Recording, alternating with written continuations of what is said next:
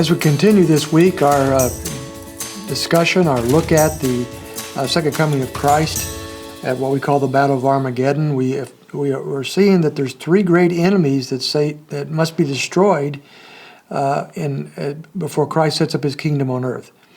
The first enemy was the armies of the world. So all the armies of the world have come out to oppose the return of Christ and his rulership over them. And remember Psalm 2 that says the world has always resisted the ruling of Jesus Christ and of God. And so they continue that to the very end, and the Lord has now, I believe, taken the lives of all unredeemed humanity that are on the earth at this point in time.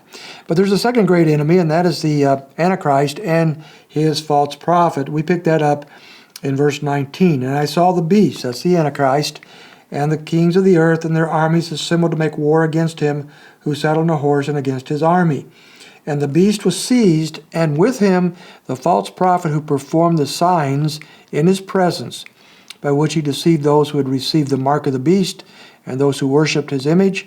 These two were thrown alive into the lake of fire, which burns with brimstone. So we find the Antichrist, the beast, and the false prophet, who have had their way for several years on earth, up to 7 years, especially the last 3.5. They have deceived the world. They've ruled over humanity pretty much, and now they have met their end. And the Lord sends them at this time straight into what he calls here the lake of fire. They're thrown alive into the lake of fire. To our knowledge, these are the only ones in the lake of fire. Matter of fact, this is the first mention of the lake of fire by that terminology in Scripture.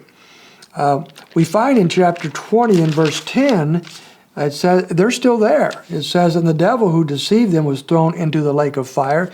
There's our third individual in the lake of fire, where the beast and the false prophet are also, and they will be tormented day and night forever and ever. And so we have 1,000 years later, we have the false prophet and the Antichrist still in the lake of fire, still under the judgment of God at that time. I just want to say a word or two about the lake of fire while we're here.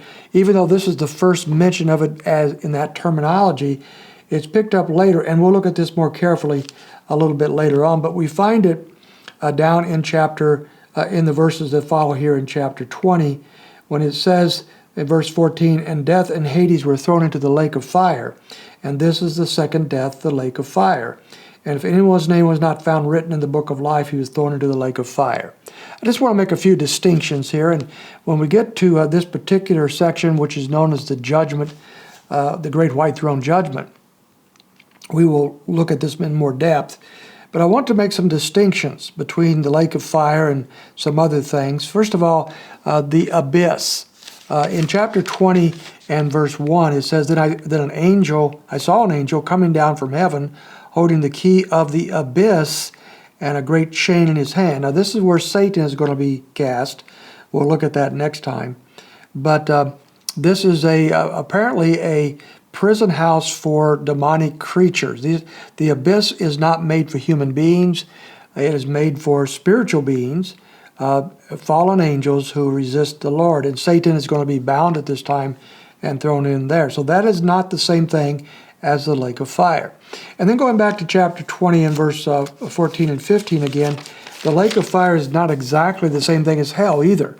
For we find that in verse 15, if anyone's name was not found written in the book of life, he's thrown there.